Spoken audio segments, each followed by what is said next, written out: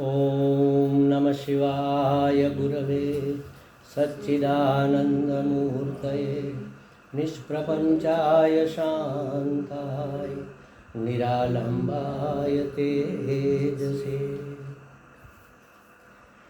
विश्वं दर्पणदृश्यमाननगरी तुल्यं निजान्तर्गतं पश्यन्नात्मनि मायया बहिरिवोद्भूतं यथा निद्रया यत्साक्षात् कुरुते प्रबोधसमये स्वात्मानमेवाद्वयं तस्मै श्रीगुरुमूर्तये नम इदं श्रीदक्षिणामूर्तये जन्माद्यस्य यतोऽन्वयादितरतः चार्थोऽस्वभिघ्नस्वराट् तेने ब्रह्महृदाय आदिकवये मुह्यन्ति यत्सूरयः तेजो वारिमृदां यथा विनिमयो यत्र त्रिसर्गो मृषा धाम्ना स्वेन सदा निरस्तकुहकं सत्यं परं धीमहि सत्यं परं धीमहि। कृष्णाय वासुदेवाय हरये परमात्मने प्रणतक्लेशनाशाय गोविन्दाय नमो नमः। सच्चिदानन्दरूपाय विश्वोत्पत्त्यादिहेतवे तापत्रयविनाशाय श्रीकृष्णाय वयं नमः। ॐ भद्रन्नो अपि वातय मनः। ॐ शान्ति शान्ति शान्तिः। हरिः ॐ श्रीगुरुभ्यो नमः।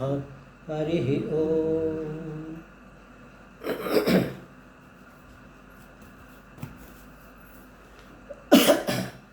ध्रुव जी अभी उसकी स्तुति चल रही है। वो कहते हैं कि हे नाथ, आपके चरणारविंदों का ध्यान करने से और आपके भक्तों के मुख से आपके चरित्र सुनने मात्र से दो काम बताए। एक तो आपके चरणारविंदों का ध्यान करने से, माने आपके शरणागत होने से, और दूसरा आपके पवित्र चरित्र वो भी भक्तों के मुख से सुनने, क्योंकि भक्तों के मुख से सुनने का मतलब ये है कि वो भावपूर्ण होंगे, उसमें उसका अपना भाव होगा, श्रद्धा होगी। बिना श्रद्धा के तो बीज भी नहीं अंकुरित होगा। तो श्रद्धावान से अगर सुनेंगे तो हृदय से बात निकलेगी, और हृदय से बात निकलेगी वो हमारे हृदय तक पहुंचेगी। तो इसलिए कहा कि पवित्र चरित्र आपके भक्तों के मुख से सुनेंगे तो सुनने मात्र से प्राणियों को जो आनंद प्राप्त होता है वह निजानंद स्वरूप ब्रह्म में भी नहीं मिल सकता। ये भक्तों की बात है, भक्ति की महिमा कर रहे हैं। वास्तव में तो कोई भी आनंद ब्रह्म से ही आता है। तो इसलिए यहाँ कहा कि वो आनंद उसमें क्या है, जैसे समझो कोई इंग्रेडिएंट है रसोई के लिए, जैसे समझो कि गाजर है, तो गाजर में स्वाद तो है, उसमें तत्व भी है, उसमें रंग है, सब कुछ है, लेकिन उसी गाजर का हलवा बना दे तो और भी उसकी पोटेंशियलिटी बढ़ जाती है ना। उसके इंग्रेडिएंट तो वही रहते हैं, लेकिन उसमें स्वाद बढ़ जाता है। उसमें थोड़ी मलाई हम डालेंगे, थोड़ा घी में उसको तलेंगे तो उसके भी गुण आ जाएंगे। तो भक्ति यह काम करती है। ब्रह्म में आनंद तो है, लेकिन भक्ति उसमें और मरी मिर्च मसाला डालकर उसको और ज़्यादा स्वादिष्ट बना देती। इस हिसाब से कहते हैं कि उसमें जो आनंद है वो ब्रह्मानंद में भी नहीं है। ब्रह्म के आनंद में माने ब्रह्मानंद में, उसमें भी, क्योंकि वहाँ तो प्योर है, उसमें कोई मिश्रण नहीं है। ब्रह्मानंद में प्योर आनंद ही आनंद है। हमारे एक जामनगर वाले स्वामी जी, स्वामी एकरसानंद जी, वो एक उदाहरण देते थे। वो आनंद कैसा होगा, तो कहते थे कि समझो कि आप वो मास्क लगाकर, ऑक्सीजन की बोतल लगाकर स्कूबा डाइव करते हैं ना, वो क्या करते हो समुद्र में, हाँ स्कूबा डाइव। तो आप डाइव लगाकर 1-2 किलोमीटर अंदर चले जाओ, फिर आँख खोल कर देखो, क्या दिखेगा? आगे देखो तो पानी पानी, जहाँ तक आपकी नज़र जाए पानी ही पानी, सिर्फ पीछे पानी पानी, आजू बाजू ऊपर नीचे पानी ही पानी। बस ऐसा ब्रह्मानंद है। ऊपर नीचे आजू बाजू चारों ओर बस आनंद ही आनंद, लेकिन प्योर आनंद, उसमें कोई मिश्रण नहीं।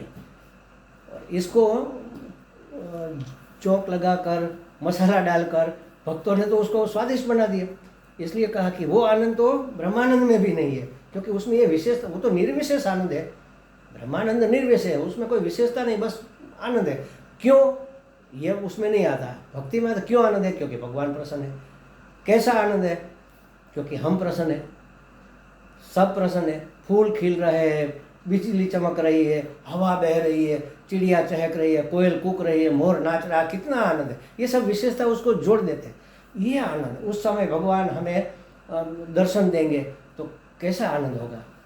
जब जन्म भगवान का होता है या कोई ऐसी घटना घटित होती है तो वर्णन आता है ना कि फूल खिल गए, आधी रात को भी चंद्र जगमगाने लगा, पतंगे उड़ने लगे, ये सब चिड़िया चहकने लगे, मोर नाचने लगे आधी रात को। तो कहने का मतलब भक्ति का आनंद है, उसमें रस भरपूर है। उसमें रस माने स्वाद, स्वाद के लिए उसमें सब कुछ ऐड, भक्त का हृदय का भाव उसमें ये सब ऐड कर देता है। इसलिए कि वास्तव में ब्रह्मानंद से अलग तो कोई आनंद हो ही नहीं सकता। कोई भी आनंद हमें, चाहे भोग में जो आनंद आता है ना, विषय भोग में, वो भी उसी का अंश है, वो भी ब्रह्मानंद का ही अंश है, इसीलिए आनंद आता है। स्वाद में आनंद आता है, पांचों इंद्रियों का सुंदर दृश्य देखा तो अरे कितना सुंदर फूल है, देखकर हम खुश हो जाते हैं। तो ये भी ब्रह्मानंद का ही अंश है, वहीं से आया हुआ है। लेकिन इसमें मिश्रण किया हुआ है, विषय भोग का मिश्रण। मैंने देखा, मुझे अच्छा लगा, उसमें मैं, मेरा, ये सब, इसको मैं ले लूँ या इसको अपने घर, इस पौधे को अपने गमले में लगा दूँ, ये अनेक माने कर्तृत्व भोक्तृत्व का भाव उसमें आ जाता है। मैंने जाना, ये प्रमातृत्व है। तो कर्तृत्व, भोक्तृत्व, प्रमातृत्व, ये तीन आकरबाजी सब रस को मिक्स करके अलग कर देते हैं। हमारे स्वामी जी ने एक बार कहा था कि भोजन करना भी हमें नहीं आता। हमें लगता है हम सुधार रहे हैं, लेकिन हम बिगाड़ के सब। करेला है तो उसको इतना तलो कि वो कुरकुरे हो जाए, तो करेला का उसका करेलापन तो गया, कहाँ रहा हो। कोई भी चीज़ देखो, हम जो भी खाते हैं तो उसके नेचुरल जो बेनिफिट है उसको तो हम ख़त्म ही कर देते हैं, मसाला डालकर स्वादिष्ट कर देते हैं। हम कहते हैं कितना स्वादिष्ट बना है।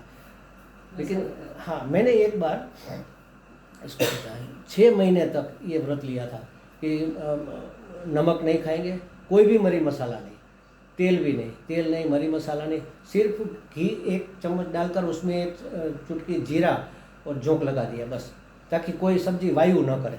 और सिर्फ बॉईल की हुई भाजी के कह लो, कोई भी बॉईल किया हुआ, चाहे पोटैटो कह लो, बॉईल करके ज़रा छमका दो, और रोटी। तो 6 महीने तक ऐसा। तब मुझे पता चला अरे हर एक चीज़ में अपना स्वाद है। थोड़े दिन तो लगा कि अरे फीका फीका, 5-6 दिन के बाद तो फिर स्वाद आने लगा। और भाजी जब बनाती थी तो लगता था इसमें तो नमक डाला हुआ लगता है, उसमें नहीं डाला, क्योंकि उसमें नमक होता है वास्तव में। भाजी, कोई भी भाजी आप ले लो, उसमें सॉल्ट होता है, सॉल्ट के तत्व होते हैं। तो हम तो स्वादिष्ट कर नहीं रहे, स्वाद बिगाड़ रहे हैं वास्तव में। हाँ, એટલે वास्तव में हम स्वाद बिगाड़ रहे हैं, कहने का मतलब। तो यहाँ जो भक्त कह रहा है ना कि ये तो ब्रह्मानंद से भी, ब्रह्म के आनंद से भी उत्कृष्ट, ऐसा तो ब्रह्म में भी नहीं मिलता, क्योंकि वहाँ मरी मसाला नहीं है ना, भक्त का भाव नहीं है वहाँ पर। यहाँ भाव तो ये गलत है, ये नहीं बात है, लेकिन डिफरेंस इसलिए है कि इसमें भाव सम्मिलित है। और हम तो अभी उसी स्थान पर है ना, हमें तो भावपूर्वक वहाँ तक पहुँचना है। फिर धीरे धीरे भाव भी शांत हो जाएगा। फिर मैं ही मैं हूँ, यहाँ मेरे अपने सिवा कोई नहीं, कुछ नहीं, तो फिर तो हम ब्रह्मास्मि हो गया। तो फिर भी जिन्हें काल की तलवार से काटे जाने वाले उन स्वर्गीय विमानों से गिरने वाले को तो वह सुख मिलता ही कैसे, ये तो उपमा दी गई है। जैसे प्लेन जा रहा है, विमान जा रहा है और एक्सीडेंटली वो गिर गया नीचे, तो वो गिरने वालों को आनंद कैसे आएगा? वहाँ से गिर रहे हैं, अभी जिंदा है समझ लो, तो उसको तो दुखी होगा ना। माने संसार के विषयों में जो गिर रहे, उसको ये सुख का तो पता ही कैसे हो, उसको अंदाज भी नहीं आएगा उसको तो कहते या निवृत्ति ही तनुभृताम स्यात्, जीवों को जो आनंद मिलता है। देखो, आनंद ही प्राणी के जीवन का पुरुषार्थ है। इसको हमने थोड़ा कल देखा था। हमारे 3 पुरुषार्थ है, 4 पुरुषार्थ है, धर्म, अर्थ, काम और मोक्ष। वास्तव में पहला पुरुषार्थ कौन सा है? धर्म नहीं है पहला। हमने धर्म रखा इसलिए कि काम और अर्थ और काम धर्म पूर्वक करना है, इसलिए पहले धर्म रखा। धर्म फिर काम, माने धर्म मिलाकर काम, धर्म के अनुकूल जो काम है उसमें कोई दोष नहीं। भगवान ने कहा ना, मैं धर्मयुक्त काम में हूँ, गीता जी में कहा। तो अर्थ भी अपने धर्म के अनुसार आप अर्थ का उपार्जन करो, और शास्त्र के कहे अनुसार दशांश निकालो। कोई दशांश निकालता नहीं आजकल। दशांश माने 10वां भाग धर्म के लिए निकालो, आपकी कमाई का 10वां भाग। तो ये नहीं करते, इसलिए पहले धर्म रखो। वास्तव में सबसे पहला काम है। कोई भी चीज़ हम भोगते हैं ना, तो बार बार उसको भोगने का मन करता है। देखो, जैसे हमने लड्डू खाया, बड़ा मज़ा आया, क्योंकि मज़ा माने आनंद हमारा स्वभाव है, इसलिए आनंद प्राप्त करने का हम प्रयत्न जाने अनजाने सब करते हैं। तो हमने एक लड्डू खाया, बड़ा आनंद आया, लेकिन हमें तो और चाहिए। अब क्या करें, जो प्रारब्ध में था वो तो मिल गया, अब तो कमाना पड़ेगा ना। तो इसके लिए अर्थ, पहले काम, सुख के लिए मनुष्य मात्र, प्राणी मात्र सुख के लिए जिंदा है, समझ लो। सुख चाहिए, आनंद चाहिए, क्योंकि वह मेरा स्वभाव है। वहाँ तक नहीं पहुँचेंगे तब तक शांति से बैठ नहीं पाएंगे। तो लड्डू खाया, आनंद आया, अब इस आनंद को और ज़्यादा चाहिए हमें, क्योंकि एक बार चख लिया तो मन तो मांगेगा। अब क्या करें, तो कमाओ, पैसे कमाओ, फिर लाडू बनाओ, फिर खाओ। तो अर्थ पुरुषार्थ आया। अच्छा, तो ये ज़्यादा तो मिला, लेकिन हमें अब सिर्फ खाने से संतुष्टि नहीं है, अब हमें प्रशंसा भी हमारी होनी चाहिए। मतलब अब क्या कहते हैं, अहंकार को भी पुष्टि चाहिए। कह रहे आपने तो बहुत सुंदर लड्डू बनाए, बड़ा मज़ा आ गया, हम दूसरे को भी खिलाएंगे। तो ये आया धर्म पुरुषार्थ। परोपकार करेंगे ना तो और अधिक सुख मिला। खाने से ज़्यादा खिलाने में सुख होता है वास्तव में। एक हमारे यहाँ एक घटना घटी हुई थी। रेस कोर्स का ग्राउंड है ना, उसके चारों ओर बॉर्डर लगी हुई है और रेलिंग। उस फुटपाथ पर एक भिखारन तो नहीं कह सकते, लेकिन भिखारन जैसी एक महिला रहती है और फुग्गे बेचती है, वो गुब्बारे बेचने वाली। तो कहीं से कुछ मिल जाए तो खा लेती है, थोड़ा व्यापार हो जाए तो थोड़ा कुछ लेकर भी खा लेती है। तो हम जब कॉलेज में थे तो वहाँ घूमने जाते थे, तो किसी ने उसको कुछ खाने के लिए दिया, कोई स्वीट थी। तो उसने देखा, मेरा हाँ, ऐसे थोड़ा जरा रख कर चखा, खुश हो गई, फिर ढक कर रख दिया। हम सोचे ये खा क्यों नहीं रही है। उतनी देर में उसका इतना सा छोटा सा लड़का दौड़ता हुआ आया, उसको गोद में बिठाकर ये खिलाया, और इतनी खुश हो रही थी वो, शायद वो खुद खाती तो इतनी खुश नहीं होती। तो खिलाने का जो आनंद है, और ख़ास करके वो तो माँ के दिल में होता है, तो सबके होता है। आप अच्छी चीज़ को किसी को खिलाओ तो आपको और ज़्यादा आनंद आएगा।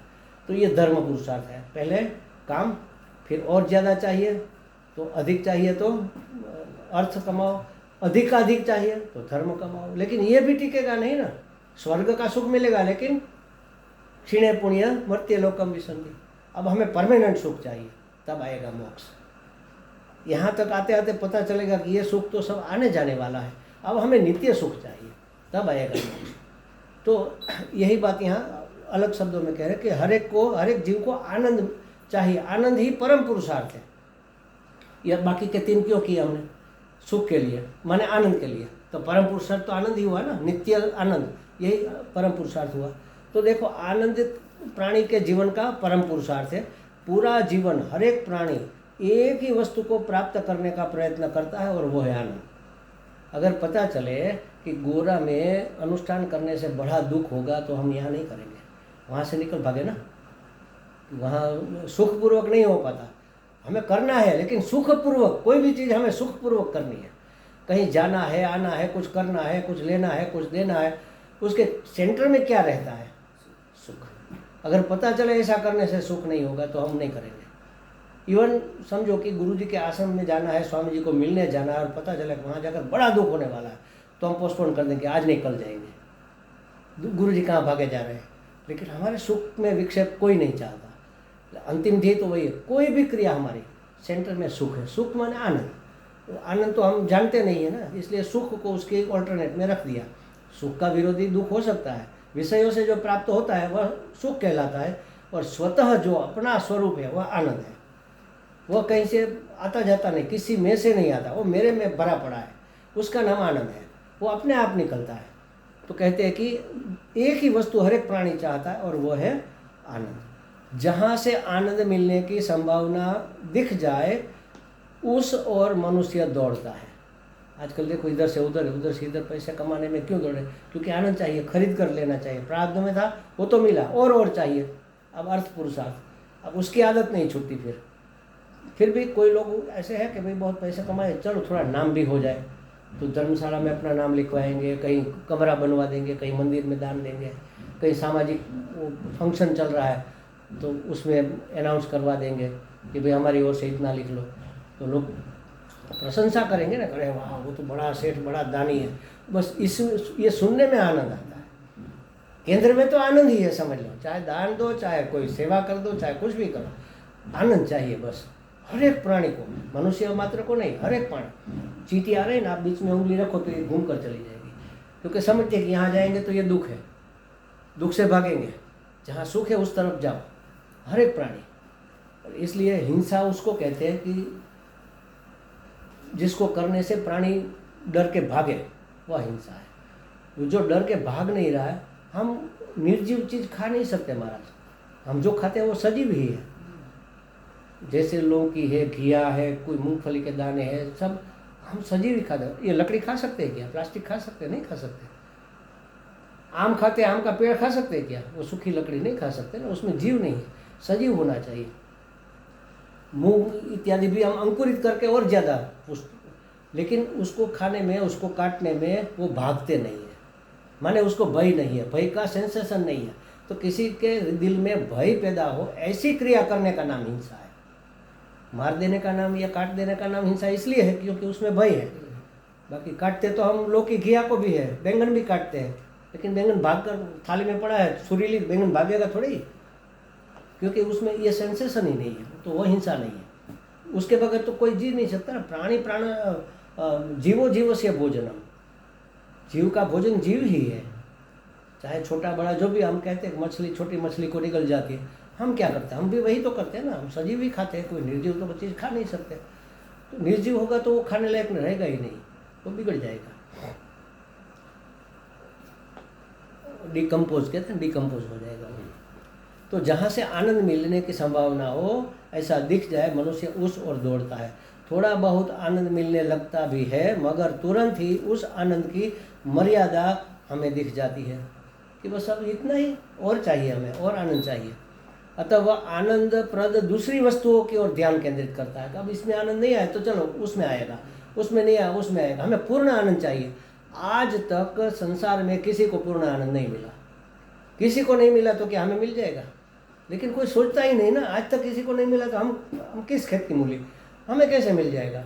अच्छे अच्छे लोग, बड़े बड़े महापुरुष हो गए, बड़े बड़े महाराजा हो गए, सबको प्रयत्न किया सबने। राजा महाराजाओं के पास तो कितनी सुविधा होती थी, उसको भी तो ये देखो, आप भागवत में पढ़ते हो, बड़े बड़े महाराजा, इतने पृथ्वीपति समझो, वो अंत समय में जंगल में चले जाते हैं।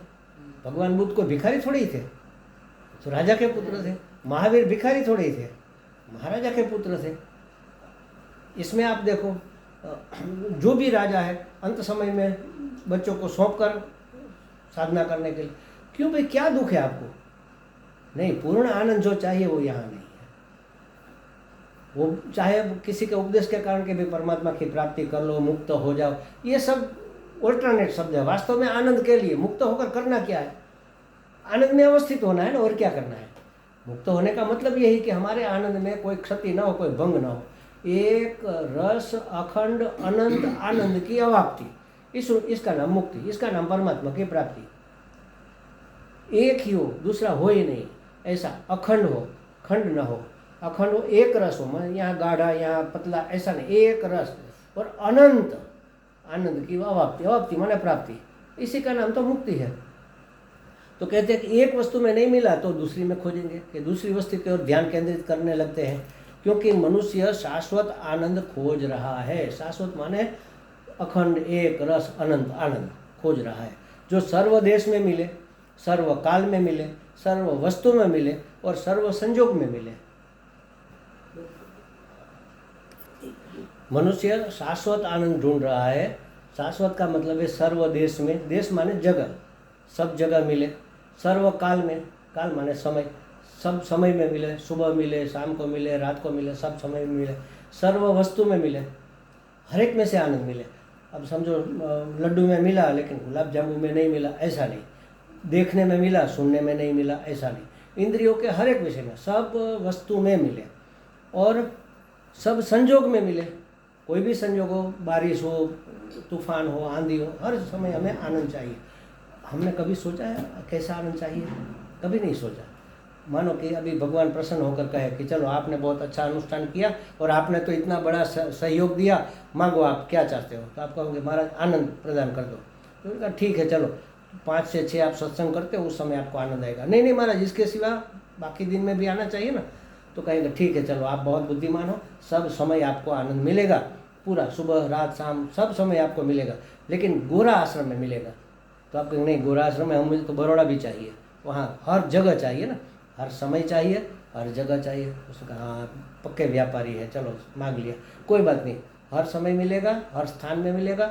लेकिन आप जब क्या कहते हो, भोजन करोगे तब मिलेगा, या सोओगे तब मिलेगा, नहीं, हमें तो हर संजोग में चाहिए। अच्छा ठीक है, चलो आप 10 उठ बैस कर लो, आपको हर जगह आनंद मिलेगा, हर समय मिलेगा। अनायास चाहिए, प्रयत्नपूर्वक नहीं, कोई प्रयत्न नहीं करना है, ऐसे ही कभी सोचा है हमने ये? कभी आनंद चाहिए कैसा? उसके लिए एक शब्द यहाँ पर दे दिया जिसमें सब आ जाता है, शाश्वत आनंद। माने हर जगह हो, हर चीज में हो, हर समय हो, हर स्थान में हो और अनायास हो। और एक शब्द है जागृत, सभान आनंद चाहिए। अब आप सो गए और गर्मी बहुत है, लाइट चली गई, नींद घसघसाहट, अभी नींद खुली नहीं, साथ में सोचा कि अरे गर्मी है, बहन की नींद खुल जाएगी, हम भी जाग रहे हैं, तो चलो मैं ऐसा करते इसका पलंग उठाकर धीरे धीरे बाहर रख देते हैं हवा में। तो हमने नर्मदा जी के किनारे आपका पलंग रख दिया और 2 घंटे इतनी सुंदर हवा आई, आप फिर से एकदम सो ही रहे थे, आपकी नींद और गाढ़ी हो गई।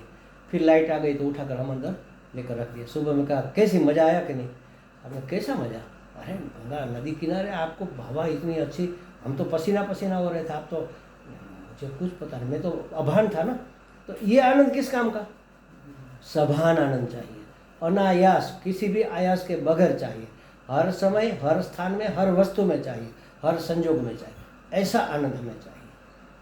ये स्वरूप का आनंद है और कहीं से मिल ही नहीं सकता, अपने अंदर होगा तो ही मिलेगा।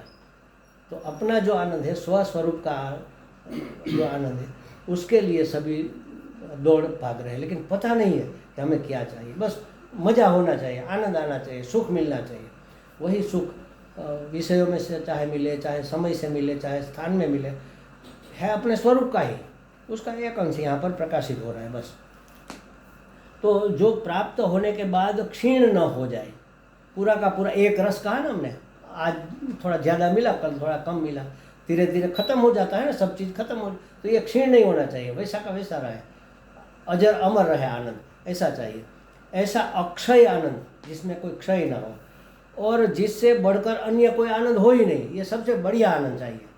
अगर ये आनंद है और हमसे ज़्यादा उसको आनंद मिल रहा है तो भी हम सुखी नहीं रहेंगे। हम कहेंगे अरे वैसा आनंद तो हमें नहीं मिला, ऐसा तो मिला लेकिन वैसा नहीं मिला, इससे बढ़कर और कोई आनंद ही ना हो, ऐसा आनंद चाहिए सबसे बढ़िया। माने निरतिशय, अतिशय से भी ऊपर निरतिशय आनंद मिले और बिना किसी आयास के, अनायास मिले, कोई प्रयास के बिना, वह है शाश्वत आनंद। एक शब्द में शाश्वत आनंद कहा तो शाश्वत का अर्थ इतना है, समय, स्थान, वस्तु, आयास और सबसे बढ़िया अक्षय, अनायास अथवा निरायास कह लो, और निरतिशय, ये सब उसमें एक शब्द में आ जाता है, शाश्वत आनंद। हमारा धर्म शाश्वत धर्म है ना, सनातन कह लो, शाश्वत कह लो, इसका मतलब क्या? ये सब उसमें लागू होता है। कभी किसी समय में, किसी स्थान में, किसी वस्तु में वो क्षीण नहीं होता, वो टिका रहता ही है। उसी का नाम सनातन है, जो पहले था आज भी है कल भी रहेगा, इसका नाम सनातन, इसका नाम शाश्वत कह लो, सनातन, दोनों पर्यायवाची है। तो जागृत, स्वप्न, सुषुप्ति में भी जब भोक्ता भोग्य का द्वैत घड़ी भर भूल जाते हैं, तब ऐसे शाश्वत आनंद के अनुभव की झलक हमें मिलती है। जब सो जाते हैं तब उठकर क्या कहते हैं? हाँ मज़ा आ गया, आज बहुत सुख से सोया। अरे यहाँ ढोल बज रहे, मैं कुछ नहीं जाना, हमने कुछ नहीं जाना, जाना नहीं तो आनंद किसने जाना? वो तो आपका स्वरूप ही था ना। तो ये आनंद की एक झलक है, लेकिन वहाँ अज्ञान रहता है। इसलिए सुबह जाकर फिर से हम दयानंद जी महाराज के बेवकूफ़ ही उठते हैं, ज्ञानी नहीं हो जाते। वो अपने आप को, आत्मा का मिलन हमारा होता है नींद में, इसलिए हमारी बैटरी चार्ज हो जाती है। देखो सुबह में उठते तो फ्रेश हो जाते हैं, थकान मिट जाती है, रोग मिट जाता है, सब यहाँ से जो भी था टेंशन वेंशन सब लाइट हो जाता है। तो क्योंकि हम स्वरूप से मिलकर आ रहे हैं, अपनी आत्मा से मिलकर आ रहे हैं, तो सुबह उठकर तो हम ज्ञानी होने चाहिए, क्योंकि वहाँ अज्ञान था। लेकिन हम ज्ञान स्वरूप थे, इसलिए याद रहता है हम थे वहाँ। किसको मजा आया, किसको सुख मिला? कोई था जो जिसको सुख मिला, आज सुख से सोए, तो सुख का अनुभव किसने किया? वो जो जिसने किया वो हम है, वो स्वयं सुख स्वरूप है। वहाँ न तो रसगुल्ला था, न तो लड्डू थे, न तो सुंदर दृश्य था, न तो सुंदर शब्द थे, कोई विषय नहीं था, फिर भी आनंद आया। इसका मतलब क्या कि आनंद हमारा स्वरूप होना चाहिए, और कोई तो था ही नहीं वहाँ पर। हम एक ही मात्र थे, तो हमारा ही स्वरूप आनंद होना चाहिए। तो कहते हैं कि ये मनुष्य ऐसा आनंद चाहता है, अनायास मिले और कभी भूले नहीं। जो नींद में जिसकी हमें एक झलक मिलती है, वह जागृत में भी, इसलिए कहा सभान आनंद चाहिए। नींद में तो हम बेभान होते हैं ना, भान नहीं होता उस समय, सभान आनंद चाहिए, जागृत में चाहिए। वो जैसे आपका पलंग वहाँ पर रख दिया तो आनंद आया, कहाँ पता चला? अभान में तो पता नहीं चलेगा। तो वह शाश्वत आनंद जो मनुष्य का परम पुरुषार्थ है, वह कैसे प्राप्त हो, कैसे सिद्ध हो? तो कहा तब पाद पद्म ध्यानात भवत जन कथा श्रवणेन वा। वो ऐसा आनंद कैसे मिलेगा कि आपके पाद पद्मों का शरण ग्रहण करने से मिलेगा, अथवा तो आपके भक्तों के मुख से आपकी कथा, आपका चरित्र सुनने से वह आनंद मिलेगा, जो शाश्वत आनंद है। तो वहाँ तक ये हमें ले जाएंगे।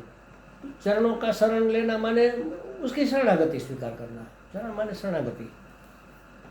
आपके चरण कमलों से ध्यान, अथवा आपके भक्तों से चरित्र सुनने में, अथवा आपके भक्तों के मुख से आपके चरित्र, भक्तों के भी चरित्र, और भक्तों के मुख से भगवान के चरित्र, और आपकी शरणागति, ये 3 स्थान ऐसे हैं जहाँ से हमें परम आनंद प्राप्त हो सकता है। इसलिए ध्रुव जी ने ये मांगा कि ये हमें मिल जाए बस।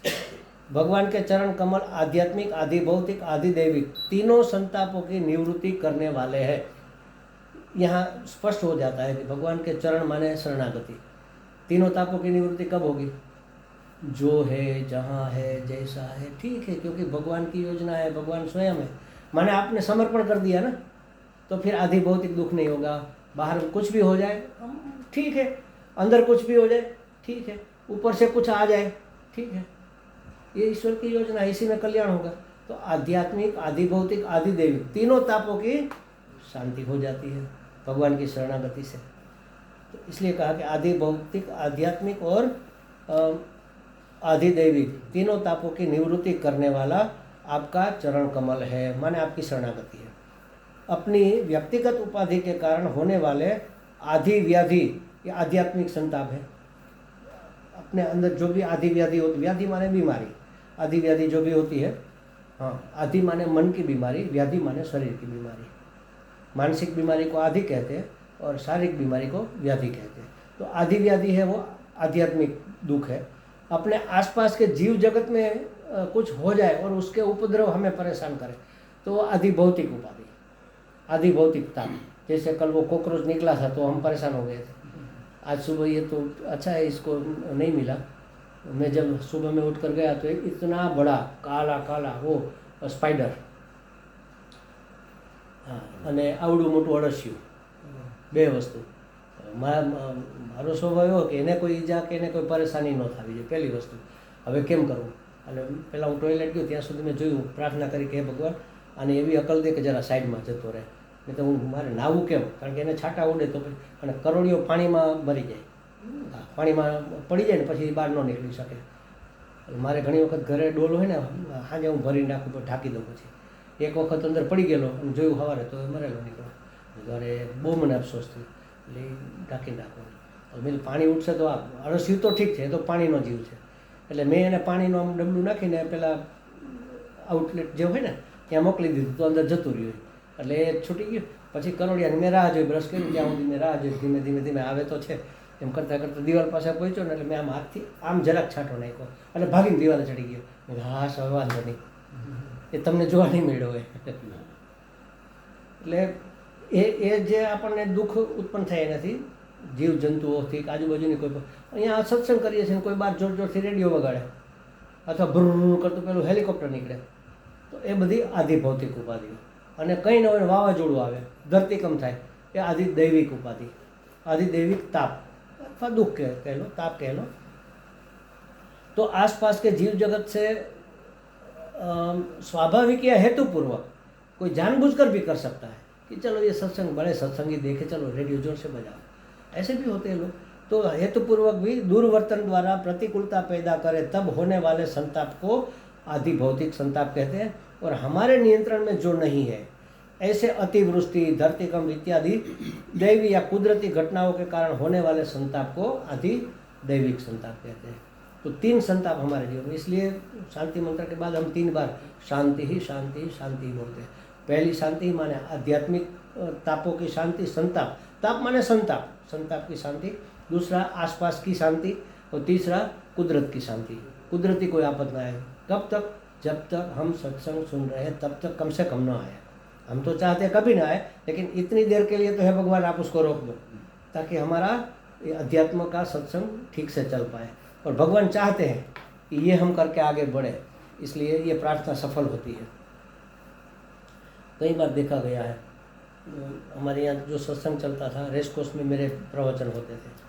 तो मेरे घर से करीब करीब 5-6 किलोमीटर मेरी कुटिया से, तो मैं स्कूटर लेकर जाता था. और बारिश का मौसम है, जाना तो है, तो बारिश आ रही है, नदियाँ बह रही है, इतनी बारिश आ रही है. अब 5 बजे क्लास है, क्या करेंगे? 3 बजे से देख रहे हैं, क्या करेंगे? ठीक है, भगवान की इच्छा होगी वो करेंगे पढ़ने लिखने. 4-4:30 बजे बिल्कुल स्टॉप, वातावरण खुला. हम गए, सत्संग किया, वापस आए. जैसे अंदर प्रवेश किए, बारिश शुरू. कई बार ऐसा अनुभव हमें हो, एक बार नहीं, अनेक बार. एक बार तो समझो एक्सीडेंटली हो सकता है, लेकिन पूरे बारिश के मौसम में 8 साल तक हम कभी नहीं भीगे. 8 साल तक हमने वहाँ पर सत्संग किया, एक बार भी हम भीग कर नहीं आए. कभी तो संजोग हो सकते थे ना, इतना तो कोई एक्सीडेंट हो नहीं सकता. तो कहने का मतलब भगवान भी यही चाहते हैं कि सत्संग होता रहे, लोग आगे बढ़े, वो भी यही चाहते हैं. आप देखना ये होता है. अगर श्रद्धा है तो आपको भी पता चलेगा. श्रद्धावान लभते ज्ञान, तो आपको ज्ञान होगा, पता चलेगा. तो जो हमारे नियंत्रण में नहीं है, ऐसी अतिवृष्टि इत्यादि आधिदैविक संताप के कारण होने वाला ऐसी घटनाओं के कारण होने वाला संताप आधिदैविक संताप कहा जाता है. इन तीनों में से किसी भी संताप की निवृत्ति करना मनुष्य के सामर्थ्य में नहीं है. हम आध्यात्मिक शांति भी नहीं कर पाते.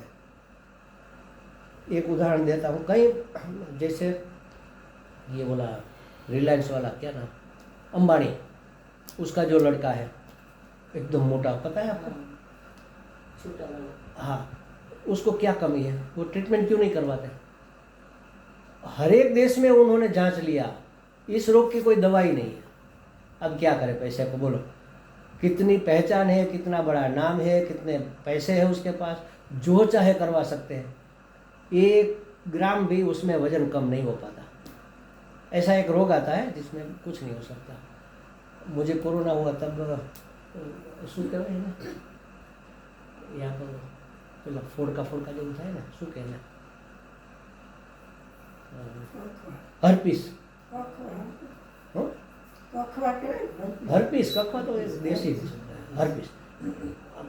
बड़ी जोर की खुजली होती है उसमें, आज भी उसका असर है. अभी भी खुजली होती है कभी कभी, ऊपर नहीं अंदर होती है. ऊपर है तो आप कुछ कर सकते हैं, अंदर स्नायु में, और इतनी भयंकर कभी कभी होती है. ऐसा ऐसे हमारे हाथ में ही नहीं. हम मानेंगे कि हम दवाई कर लेंगे, वो कर लेंगे, नहीं होता. हमारे प्रारब्ध में है, वो भोगना ही पड़ेगा. बहुत ट्रीटमेंट की, इसके बाद भी स्किन स्पेशलिस्ट को बताया, देशी को बताया, विदेशी को बताया, बहुत करवाया. एक आयुर्वेदिक लेडी डॉक्टर द्वारका में थी, उन्होंने पाउडर दिया, सभी वो कंदमूल का, वो भी किया, कोई फ़र्क नहीं, बिल्कुल ही फ़र्क नहीं. ऐसे ही चलता है बस. तो आध्यात्मिक दुख भी भगवान चाहे तभी मिट सकते हैं. अगर तो हमारे कर्मों का फल है तो वो तो भोगना ही पड़ेगा. कैसे भी भोगो, भोगना तो पड़ेगा ही. सर में दर्द है, ये हमारे कर्मों का फल मानो कि है, तो हमने गोली लेकर सर दर्द मिटा दिया. अब तो हमें दर्द नहीं है, तो दूसरी बार होगा। जितना दर्द हमें सहना होगा, समझो कि एक पूरा दिन या 2 दिन का दर्द हमारे नसीब में है और हमने 2 घंटे में मिटा दिया, तो 24 घंटे का हमने 2 घंटे में मिटाया, तो कितनी बार? 12 बार फिर से दुखेगा। फल तो पूरा का पूरा मिलेगा। ये तो हमारे तर्क है, ऐसा शास्त्र में कहीं नहीं लिखा, लेकिन ये समझने जैसी बात है। तो ये अतिवृष्टि इत्यादि आदि दैविक संताप है, इनमें से एक भी संताप का सामर्थ्य हम में नहीं है दूर करने का। तो भगवान के चरण कमलों का ध्यान ही इन संतापों की निवृत्ति करके हमें आनंद प्रदान कर सकता है। तो भगवान का ध्यान करने से कैसे ये संताप मिट जाएंगे? जो हमने कहा ना कि पाप और ताप का संबंध विच्छेद कर देंगे। पाप तो होगा, उसका फल भी आएगा। मैंने कई बार कहा है कि दुख है एक मैं हूँ, दुख आएगा, लेकिन दुख ही नहीं कर पाएगा। दुख आता है तो आए, हम परेशान नहीं हो रहे, तो हमें कर्मों का फल तो आया, लेकिन परेशानी वो हमने पैदा की, हमारे मन का कारण है। जैसे किसी ने हमारा अपमान किया, तो हमें सब लोगों के बीच में हमें इससे तो मर जाना अच्छा है, अब इसको जब मौका मिलेगा इसका मैं खबर लूँगा इसकी, और परेशान रहेंगे कितने दिनों तक? कई दिनों तक रहेंगे। लेकिन अगर भगवान की कृपा हुई और हमने सोचा, उसने कहा बेवकूफ़, तो हम क्या सोचेंगे कि अगर हम बेवकूफ़ हैं तो उसने गलत नहीं कहा, और अगर नहीं है तो वास्तव में वो बेवकूफ़ है, वो जानता नहीं मैं बेवकूफ़ नहीं हूँ, तो इसमें क्या नाराज़ होने की क्या बात है? ये समझ भगवान की कृपा से आती है, ये शास्त्र से भी नहीं आती, ये गुरु कृपा से आती है, भगवत कृपा से आती है। तो कहा कि आपके चरण कमलों की कृपा से हम इसको पार कर सकते हैं। दुख तो आएगा, लेकिन दुख ही नहीं कर पाएगा।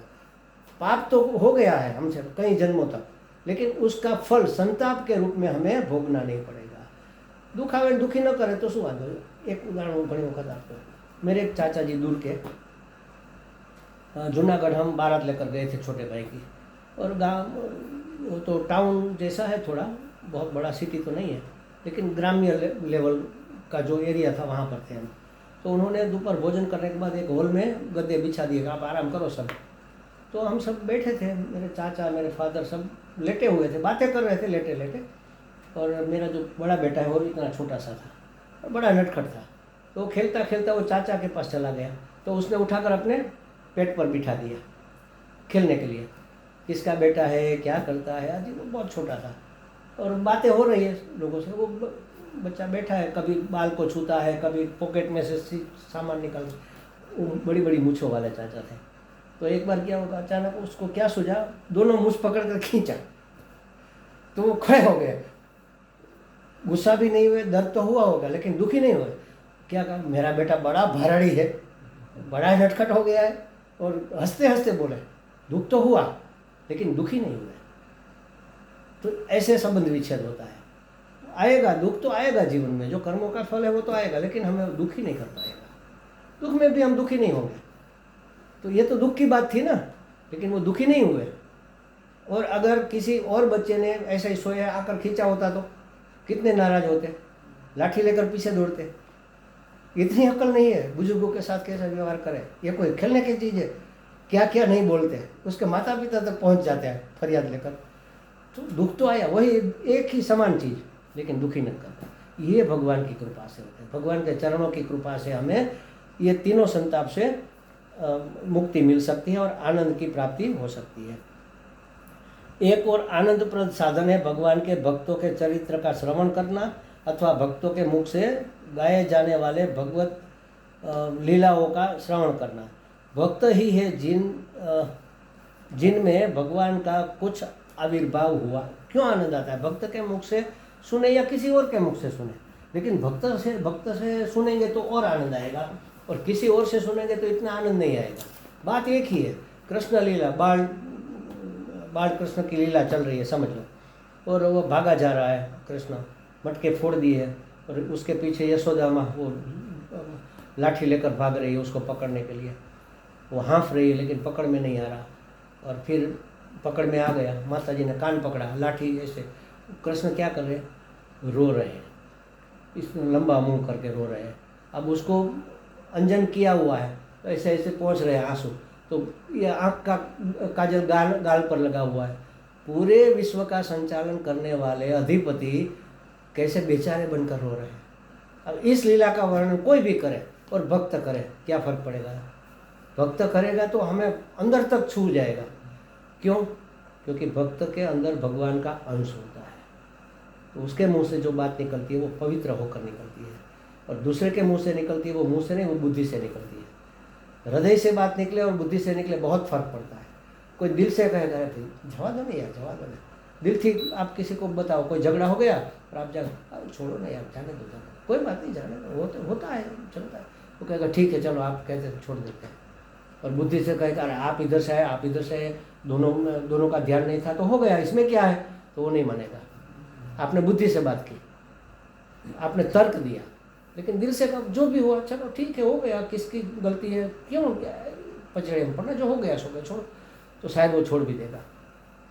ये कई बार देखा गया, दिल की बात दिल तक पहुंचती है, मुख से निकली या बुद्धि से निकली बात वहीं तक रह जाती है, वो इफेक्ट नहीं करती। इसलिए कहा कि भक्तों के मुख से आपके चरित्र सुनना इसलिए विशेष है क्योंकि उसमें आपका अंश होता है, भगवान के गुणों का ज्ञान और भगवान की कथा का श्रवण, तो ये अमृत स्वरूप है। भगवान की बातों को सुनना तो अमृत स्वरूप है। कैसे? अमृत क्या करता है? आनंद देता है, आनंददायक जो भी है वो अमृत कहा जाता है। तो ये सुनते वक्त हमारी पीड़ा भी हम भूल जाते हैं। घर में कोई परेशानी है और सप्ताह भगवान भागवत सप्ताह चल रही है और माँ जी गए बैठे कथा सुनने और उसमें लीन हो गए, तो वो परेशानी भूल गई कि नहीं? उतनी देर तो सब समस्या सोल्व हो गई कि नहीं? सब परेशानियों की एक ही दवा, तो ये अमृत है। और जाते वक्त अगर याद भी आ गया, लेकिन ये जब विचार आएगा कृष्ण लीला का, ये सब जब याद आएगा ये सब भूलता जाएगा। तो ये इसलिए इसको अमृत कहा है, अमृत स्वरूप है, अमृत का पान है। ऐसे अमृत का पान विरही भक्तों के पाप ताप रूप मृत्यु से बचाए रखता है। पाप भी नहीं करने देता और जो पाप हो गए उसका ताप भी नहीं लगने देता, संताप भी नहीं होने देता। अब तो भक्त है, कृष्ण की लीलाओं में ना, भगवान की लीलाओं में रम गए, तो अब वो पाप नहीं करेगा ना, क्योंकि उसका हृदय इतना कोमल हो गया, अब वो पाप कर ही नहीं सकता। अब पाप होगा नहीं, जो पूर्व में हो गए उसका संताप होगा नहीं, क्योंकि संताप और पाप दोनों का विच्छेद हो गया। दुख आएगा, फल आएगा, लेकिन वो दुखी नहीं कर पाएगा। तो दोनों से ये आपकी लीला विरही भक्तों को बचाए रखती है। इसीलिए गोपियाँ कहती है, गोपियों का विरह गीत है ना, वो क्या है,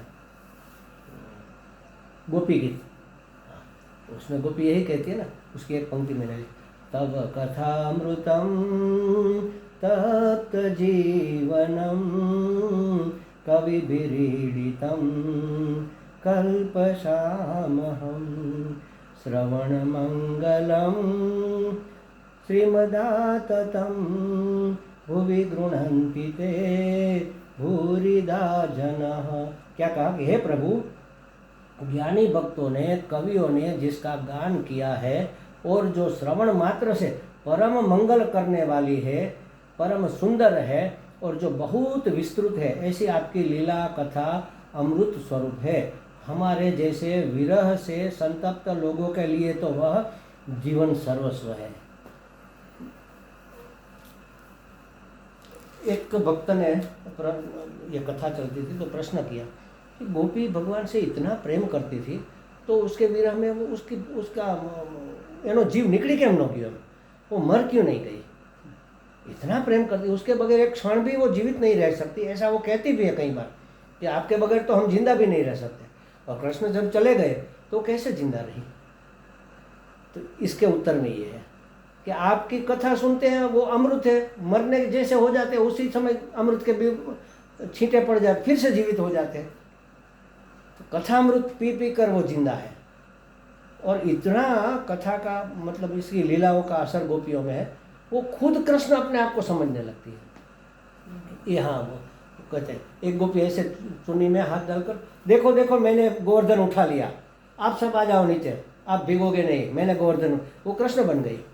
तो इस तरह की लीलाएं चलती, जैसे उसके अंदर उसका आविर्भाव हो गया हो।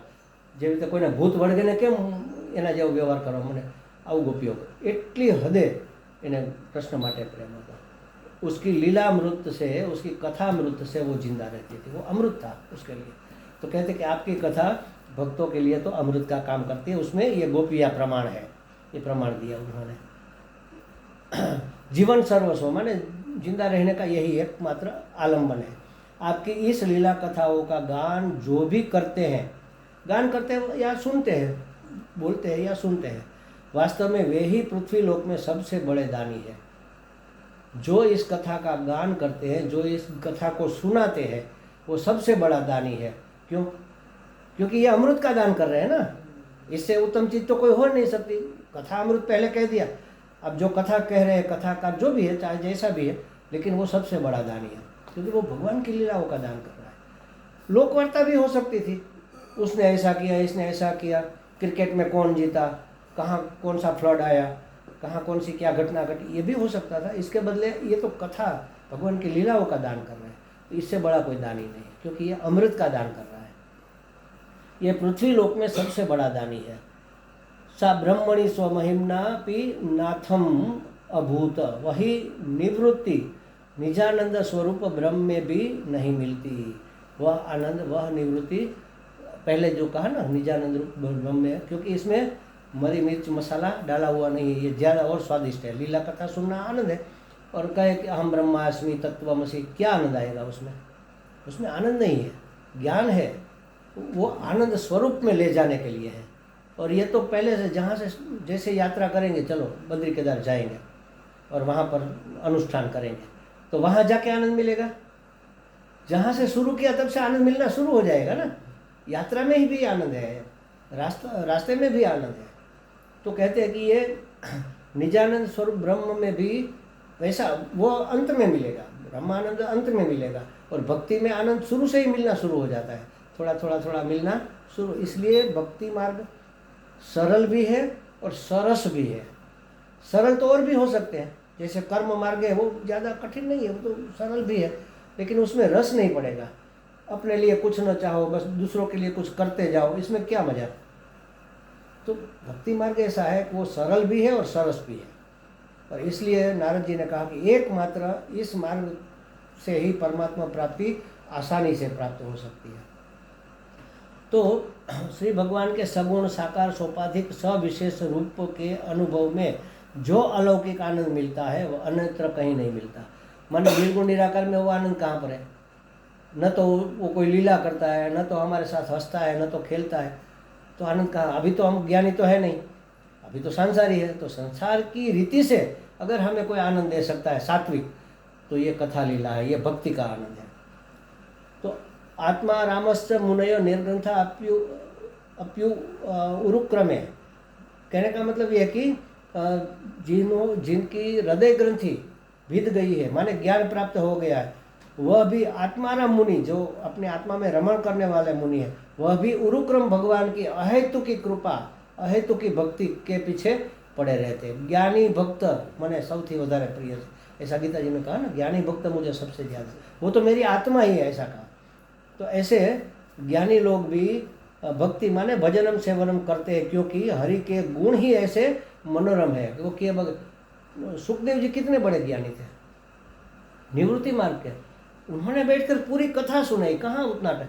वो तो कहते हैं कि गौ दोहन के समय से ज़्यादा किसी द्वार पर टिकते भी नहीं थे।